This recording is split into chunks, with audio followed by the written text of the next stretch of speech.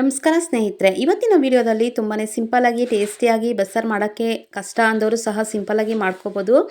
ಅಲಸಂದಿ ಕಾಳಿನ ಬಸ್ಸಾರು ತುಂಬ ಚೆನ್ನಾಗಿರುತ್ತೆ, ಟೇಸ್ಟಿಯಾಗೂ ಸಹ ಇರುತ್ತೆ. ಹಾಗೆ ನನ್ನ ಚಾನಲನ್ನು ಫಸ್ಟ್ ಟೈಮ್ ಯಾರೆಲ್ಲ ನೋಡ್ತಾ ಇದ್ದೀರಾ ಒಂದು ಸಬ್ಸ್ಕ್ರೈಬ್ ಮಾಡಿ, ಹಾಗೆ ಬೆಲ್ಲೈಕನನ್ನು ಕ್ಲಿಕ್ ಮಾಡಿ. ನಾನು ಹಾಕೋ ವಿಡಿಯೋ ಮೊದಲು ನೋಟಿಫಿಕೇಷನ್ ಆಗಿ ನಿಮಗೆ ಬರುತ್ತೆ, ಮೊದಲು ನೀವೇ ನೋಡ್ಬೋದು. ಹಾಗೆ ಒಂದು ಲೈಕ್ ಮಾಡಿ. ಮೊದಲಿಗೆ ನೋಡಿ, ಇಲ್ಲಿ ಒಂದು ಕುಕ್ಕರನ್ನು ತೊಗೊಂಡಿದ್ದೀನಿ. ಕುಕ್ಕರ್ಗೆ ಆ ಕಪ್ಪಲ್ಲಿ 2 ಕಪ್ ಆಗುವಷ್ಟು ಅಲಸಂದಿ ಕಾಳನ್ನು ಸೇರಿಸ್ಕೊತಾ ಇದ್ದೀನಿ. ಅಲಸಂದಿ ಕಾಳನ್ನು ಹಾಕ್ಕೊಂಡು ಚೆನ್ನಾಗಿ ಒಂದು 2ರಿಂದ 3 ಸತಿ ಚೆನ್ನಾಗಿ ತೊಳ್ಕೊಂಬರಬೇಕು. ನೋಡಿ, ತೊಳ್ಕೊಂಡು ಬಂದಿದ್ದೀನಿ. ಈಗ ನಮಗೆ ಸಾಂಬಾರಿಗೆ ಎಷ್ಟು ಬೇಕಾಗುತ್ತೋ ಅಷ್ಟು ನೀರನ್ನು ಸೇರಿಸ್ಕೋಬೇಕಾಗುತ್ತೆ. ನಾನಿಲ್ಲಿ 1.5 ಚೆಂಬು ಆಗುವಷ್ಟು ನೀರನ್ನು ಸೇರಿಸ್ಕೊತಾ ಇದ್ದೀನಿ. ಸೇರಿಸ್ಕೊಂಡು ಒಂದು ಸತಿ ಮಿಕ್ಸ್ ಮಾಡಿಬಿಟ್ಟು, ಉಪ್ಪೇನು ಹಾಕ್ತಾ ಇಲ್ಲ, ಅಲಸಂದಿ ಕಾಳನ್ನು ನೆನೆಸಿಟ್ಟಿಲ್ಲ, ಹಾಗೆಯೇ ಕುಕ್ಕರ್ಗೆ ಹಾಕ್ಕೊಂಡು ಮಾಡ್ಕೊತಾ ಇದ್ದೀನಿ.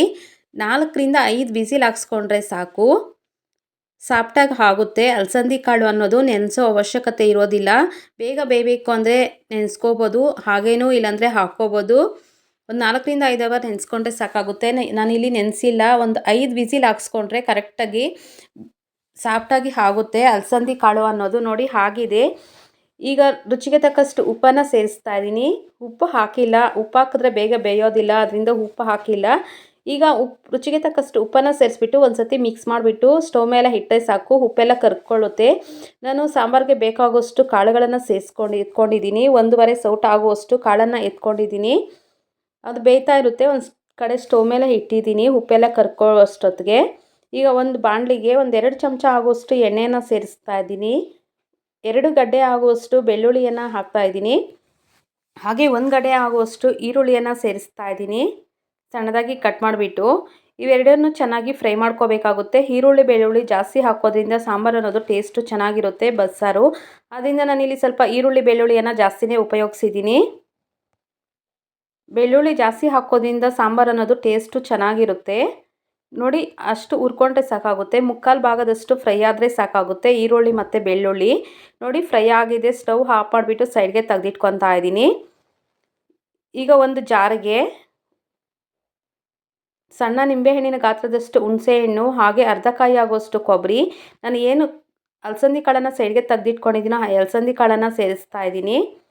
ಹಾಗೆ ಫ್ರೈ ಮಾಡ್ಕೊಂಡಿರುವಂತಹ ಈರುಳ್ಳಿ ಬೆಳ್ಳುಳ್ಳಿಯನ್ನು ಅಷ್ಟೇ ಎತ್ಬಿಟ್ಟು ಜಾರ್ಗೆ ಸೇರಿಸ್ಕೊತಾ ಇದ್ದೀನಿ. ಹಾಗೆ ಸ್ವಲ್ಪ ಕೊತ್ತಂಬರಿಯನ್ನು ಸೇರಿಸ್ತಾ ಇದ್ದೀನಿ. ಮನೆಯಲ್ಲಿ ಮಾಡಿರುವಂತಹ ಸಾಂಬಾರು ಪುಡಿ 2 ಚಮಚ ಆಗುವಷ್ಟು ಸೇರಿಸ್ತಾ ಇದ್ದೀನಿ. ಇಷ್ಟನ್ನು ಸೇರಿಸ್ಕೊಂಡು ಸ್ವಲ್ಪ ನೀರನ್ನೇ ಸೇರಿಸ್ಬಿಟ್ಟು, ನೀರು ಎಷ್ಟು ಬೇಕಾಗುತ್ತೋ ರುಬ್ಬಕ್ಕೆ ಅಂತ ಅಷ್ಟು ನೀರನ್ನು ಸೇರಿಸ್ಕೊಂಡು ನುಣ್ಣಕ್ಕೆ ರುಬ್ಕೊಬರಬೇಕು ಕೊಬ್ಬರಿ ಎಲ್ಲನೂ. ನೋಡಿ, ನುಣ್ಣಕ್ಕೆ ರುಬ್ಕೊಂಡು ಬಂದಿದ್ದೀನಿ. ಕೊಬ್ಬರಿ ಎಲ್ಲ ನುಣ್ಣಕ್ಕೆ ಆಗಿದೆ. ಈಗ ಇದನ್ನು ಅಷ್ಟೇ ಸೈಡ್ಗೆ ತೆಗೆದಿಟ್ಕೊತಾ ಇದ್ದೀನಿ. ಅಷ್ಟೊತ್ತಿಗೆ ಕಾಳು ಅಷ್ಟೇ ಬೆಂದಿರುತ್ತೆ, ಉಪ್ಪೆಲ್ಲ ಕರಗಿರುತ್ತೆ. ಇದನ್ನು ಫಿಲ್ಟ್ರ್ ಮಾಡ್ಕೋಬೇಕಾಗುತ್ತೆ. ಸಪ್ರೇಟ್ ನೀರನ್ನು ಮಾಡ್ಕೋಬೇಕು. ಅಲಸಂದಿ ಕಾಳನ್ನು ಸಪ್ರೇಟ್ ಮಾಡ್ಕೋಬೇಕು. ಮಾಡಿಬಿಟ್ಟು ಸೈಡ್ಗೆ ತೆಗೆದಿಟ್ಕೊತಾ ಇದ್ದೀನಿ. ಈಗ ಮೊದಲಿಗೆ ಪಲ್ಯಕ್ಕೆ ಒಗ್ಗರಣೆ ಮಾಡ್ಕೋಬೇಕು.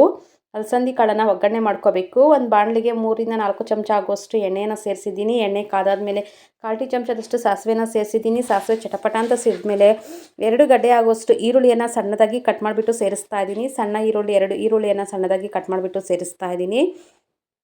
ಈರುಳ್ಳಿ ಎಲ್ಲ ಚೆನ್ನಾಗಿ ಫ್ರೈ ಮಾಡ್ಕೋಬೇಕಾಗುತ್ತೆ. ಹಾಗೆ ಒಂದು 3ರಿಂದ 4 ಖಾರಕ್ಕೆ ಅನುಗುಣವಾಗಿ 4ರಿಂದ 5 ಒಣಮೆಣ್ಸಿನ್ಕಾಯಿನ ಅರ್ಧಕ್ಕೆ ಕಟ್ ಮಾಡಿಬಿಟ್ಟು ಸೇರಿಸ್ತಾ ಇದ್ದೀನಿ. ಇಲ್ಲಿ ನೀವು ಬೇಕು ಅಂದರೆ ಹಸಿಮೆಣ್ಸಿನ್ಕಾಯಿನೂ ಉಪಯೋಗಿಸ್ಬೋದು. ನಾನು ಒಣಮೆಣ್ಸಿನ್ಕಾಯಿನ ಉಪಯೋಗಿಸಿದ್ದೀನಿ. ಈರುಳ್ಳಿ ಎಲ್ಲ ಚೆನ್ನಾಗಿ ಫ್ರೈ ಆದಮೇಲೆ ಒಂದು 3/4 ಭಾಗದಷ್ಟು ಫ್ರೈ ಆದಮೇಲೆ 1 ಚಮಚ ಆಗುವಷ್ಟು ಧನಿಯಾ ಪುಡಿಯನ್ನು ಸೇರಿಸ್ತಾ ಇದ್ದೀನಿ. ಧನಿಯಾ ಪುಡಿ ಆಪ್ಷನಲ್ಲು, ಬೇಕು ಅಂದರೆ ಹಾಕ್ಕೋಬೋದು, ಇಲ್ಲಾಂದರೆ ಸ್ಕಿಪ್ಪೂ ಮಾಡ್ಕೋಬೋದು, ಇಲ್ಲಾಂದರೆ ಹಾಗೇ ಹಾಕ್ಕೊಂಡು ಸಹ ಮಾಡ್ಕೋಬೋದು, ನಿಮ್ಮ ಇಷ್ಟ. ಇಲ್ಲಾಂದರೆ ಕೊಬ್ಬರಿ ಬೇಕಾದರೂ ತುರುಬಿಟ್ಟು ಸೇರಿಸ್ಕೋಬೋದು.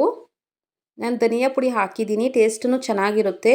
ಆಪ್ಷನಲ್ಲು, ಧನಿಯಾ ಪುಡಿ ಬೇಕು ಅಂದರೆ ಹಾಕ್ಕೋಬೋದು, ಇಲ್ಲಾಂದರೆ ಹಾಗೇನೂ ಹಾಕ್ಕೊಂಡು ಮಾಡ್ಕೋಬೋದು. ನಾನು ಏನು ಬಗ್ಸಿ ಸೈಡ್ಗೆ ಇಟ್ಕೊಂಡಿದ್ದೀನೋ ಅಲಸಂದಿ ಕಾಳನ್ನು ಸೇರಿಸ್ತಾ ಇದ್ದೀನಿ. ಬರೀ ಅಲಸಂದಿ ಕಾಳನ್ನು ಅಷ್ಟೇ ನಾನು ಉಪಯೋಗಿಸಿದ್ದೀನಿ. ಇಲ್ಲಿ ಹಾಕ್ಕೊಂಡು ಒಂದು 2 ನಿಮಿಷ ಚೆನ್ನಾಗಿ ಮಿಕ್ಸ್ ಮಾಡಿಕೊಂಡು ಎಲ್ಲ ಮಿಕ್ಸ್ ಆಗೋ ರೀತಿ ಚೆನ್ನಾಗಿ ನೀಟಾಗಿ ಮಿಕ್ಸ್ ಮಾಡ್ಕೋಬೇಕಾಗುತ್ತೆ. ನಾನು ಒಗ್ಗರಣೆ ಮಾಡ್ಕೊಂಡಿರೋದೆಲ್ಲ ನೀಟಾಗಿ ಒಂದು ಸತಿ ಮಿಕ್ಸ್ ಮಾಡ್ಕೊಂಡ್ರೆ ಆಯಿತು. ನೋಡಿ, ಮಿಕ್ಸ್ ಮಾಡ್ಕೊಂಡಿದ್ದೀನಿ, ರೆಡಿ ಆಗಿದೆ. ಅದನ್ನು ಅಷ್ಟೇ ತೈರಿಗೆ ತೆಗೆದಿಡ್ತಾ ಇದ್ದೀನಿ. ಈಗ ಅದೇ ಕುಕ್ಕರ್ಗೆ ಒಂದು 2ರಿಂದ 3 ಚಮಚ ಆಗುವಷ್ಟು ಎಣ್ಣೆನ ಸೇರಿಸ್ತಾ ಇದ್ದೀನಿ. ಎಣ್ಣೆ ಕಾದಾದಮೇಲೆ 1/4 ಟೀ ಚಮಚ ಆಗುವಷ್ಟು ಸಾಸಿವೆನ ಸೇರಿಸ್ತಾ ಇದ್ದೀನಿ. ಸಾಸಿವೆ ಚಟಪಟ ಅಂತ ಸಿಡಿದ ಮೇಲೆ ನಾನು ಇದಕ್ಕೆ ಈರುಳ್ಳಿ ಏನು ಬಳಸಿಲ್ಲ, ಹಾಗೇನೇ ಹಾಕ್ಕೊತಾ ಇದ್ದೀನಿ. ಇದೇ ಕರಿಬೇವನ್ನು ಸಹ ಸೇರಿಸ್ಕೋಬೋದು. ನಾನು ಏನು ರುಬ್ಕೊಂಡಿದ್ದೀನೋ ಆ ಮಸಾಲೆಗೆ ನೀರು ಬಗ್ಸಿಟ್ಕೊಂಡಿರುವಂತಹ ಕಾಳು ಬೇಯಿಸ್ಕೊಂಡಿರೋ ನೀರನ್ನು ಸೇರಿಸ್ಕೊತಾ ಇದ್ದೀನಿ. ಸೇರಿಸಿದಾದ ನಂತರ ನೀರೇನಾದರೂ ಸಾಲಿಲ್ಲ ಅಂದರೆ ಸಪ್ರೇಟ್ ನೀರನ್ನು ಸ್ವಲ್ಪ ಸೇರಿಸ್ಕೋಬೋದು. ಸಾರು ನೋಡಿಕೊಂಡು ನಮಗೆ ಯಾಕೆ ಬೇಕು ಅಂತ ಆ ರೀತಿ ನೋಡಿಕೊಂಡು ನೀರು ಹಾಕ್ಕೋಬೇಕಾಗುತ್ತೆ. ಮಂದಕ್ಕೆ ಬೇಕು ಅಂದರೆ ಸ್ವಲ್ಪ ನೀರು ಕಡಿಮೆ ಸೇರಿಸ್ಕೋಬೇಕು. ಸಾರು ಸ್ವಲ್ಪ ತೆಳ್ಳಕ್ಕೆ ಬೇಕು ಅಂದರೆ ನೀರು ಸ್ವಲ್ಪ ಜಾಸ್ತಿ ಸೇರಿಕೊಂಡ್ರೆ ಆಯಿತು. ಹಾಗೆ ಟೇಸ್ಟನ್ನು ನೋಡಿಬಿಟ್ಟು ಉಪ್ಪು ಸೇರಿಸ್ಕೋಬೇಕಾಗುತ್ತೆ. ಮೊದಲೇ ಕಾಳು ಬೇಯಿಸುವಾಗ ಉಪ್ಪು ಹಾಕಿರ್ತೀವಿ, ನೋಡಿಕೊಂಡು ಟೇಸ್ಟ್ ನೋಡಿಕೊಂಡು ಉಪ್ಪು ಸೇರಿಸ್ಕೊಂಡ್ರೆ ಆಯಿತು. ರುಚಿಗೆ ತಕ್ಕಷ್ಟು ನೋಡಿ.